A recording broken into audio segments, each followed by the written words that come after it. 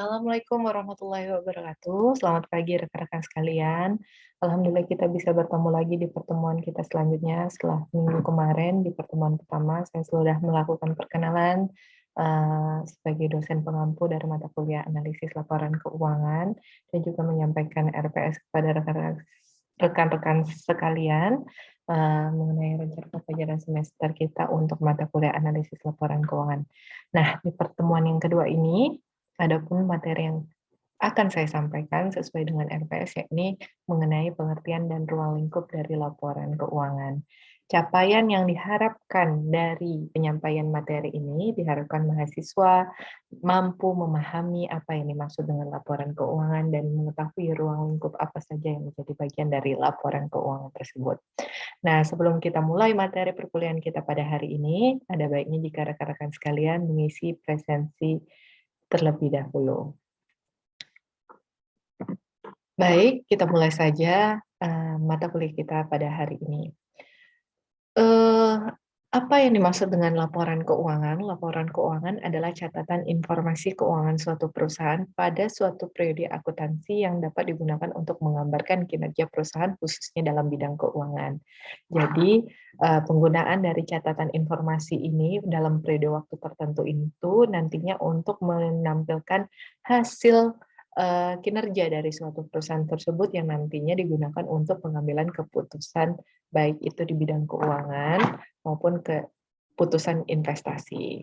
Nah, selanjutnya laporan keuangan juga pada dasarnya merupakan hasil dari proses akuntansi yang bisa digunakan sebagai alat komunikasi atau antara data keuangan atau aktivitas perusahaan dengan pihak-pihak yang berkepentingan. Nah, pihak-pihak yang berkepentingan dalam aktivitas perusahaan itu diantaranya ada manajemen, direksi, pemegang saham, kemudian ada kreditor, ada pemerintah, ada karyawan, dan investor. Nah, semuanya ini menggunakan laporan keuangan itu untuk kepentingan tertentu.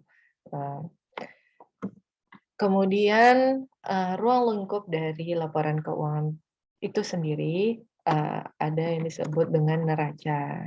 Neraca ini berupa informasi laporan keuangan yang dihasilkan dari suatu periode akuntansi yang menunjukkan posisi keuangan perusahaan pada akhir periode tersebut. Jadi ini dapat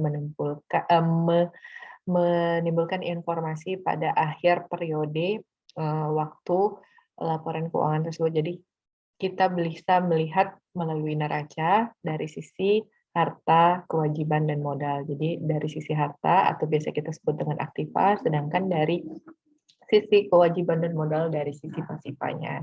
Kemudian ada juga laporan laba rugi. Laporan laba rugi ini berupa informasi yang berkenaan dengan pendapatan dan biaya yang dikeluarkan dari suatu perusahaan dalam periode waktu tertentu. Jadi kita bisa melihat apakah pendapatan yang dihasilkan dalam suatu perusahaan itu lebih besar atau lebih kecil dari biayanya, sehingga menimbulkan informasi berkenaan dengan keuntungan atau kerugian dari perusahaan tersebut. Nah, yang terakhir ada laporan arus kas atau yang biasa kita sebut dengan cash flow. Nah, ini berisi informasi dalam suatu waktu periode tertentu yang menampilkan bagaimana laporan arus kas, baik itu arus kas masuk maupun arus kas keluar dalam suatu perusahaan. Jadi kita bisa lihat saldo berapa pemakaian dari kas suatu perusahaan dari laporan cash flow ini. Nah, fungsi laporan keuangan itu sendiri digunakan untuk memberikan informasi yang berkaitan dengan posisi keuangan. Jadi kita dapat mengetahui juga kinerja keuangannya, terus perubahan posisi keuangan, baik itu dari segi modalnya bagaimana, adakah penambahan modal atau pernyataan modal, atau kita melihat posisi keuangannya dari segi harta atau aktivanya, atau dari kewajibannya bagaimana, dari sisi pasifanya, dan kinerjanya itu dari laporan laba rugi tadi yang saya sampaikan. Nah, informasi tersebut berguna sekali untuk sejumlah besar pihak-pihak yang berkepentingan dalam pembuatan keputusan tentunya. Selanjutnya berkenaan dengan analisa laporan keuangan. Analisis laporan keuangan ini merupakan proses membedah laporan keuangan ke dalam unsur-unsurnya. Jadi menelaah laporan keuangan itu secara lebih dalam untuk mengetahui tujuan dan pengertian serta mendapatkan pemahaman yang lebih baik dan tepat atas laporan keuangan itu sendiri. Nah, yang pada akhirnya nanti bermanfaat untuk pengambilan keputusan bagi berbagai pihak yang berkepentingan. Nah, di sini ada skema yang berkaitan dengan laporan keuangan dan analisis laporan keuangan. Jadi laporan keuangan yang tadi saya sampaikan itu digunakan sebagai dasar dan data atau merupakan termasuk dalam proses input sebelum kita melakukan analisis laporan keuangan lebih dalam, yang menggunakan metode dan berbagai teknik ya sehingga dihasilkan output yaitu informasi yang berguna untuk pengambilan keputusan.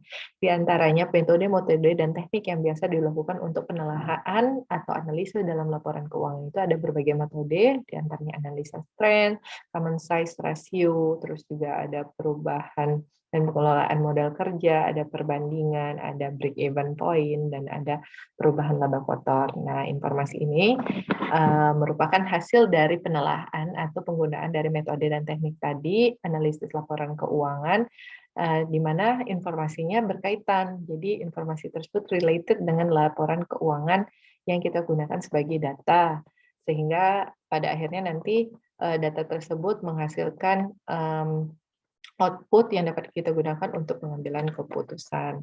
Nah, tujuan dan manfaat analisis laporan keuangan saya ada 4, yaitu dapat memberikan informasi yang lebih luas, lebih dalam dari daripada yang terdapat dari laporan keuangan biasa.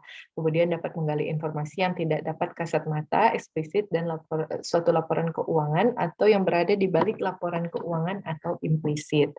Nah, yang ketiga, dapat mengetahui kesalahan yang terkandung dalam laporan keuangan. Yang keempat, dapat membongkar hal-hal yang bersifat tidak konsisten.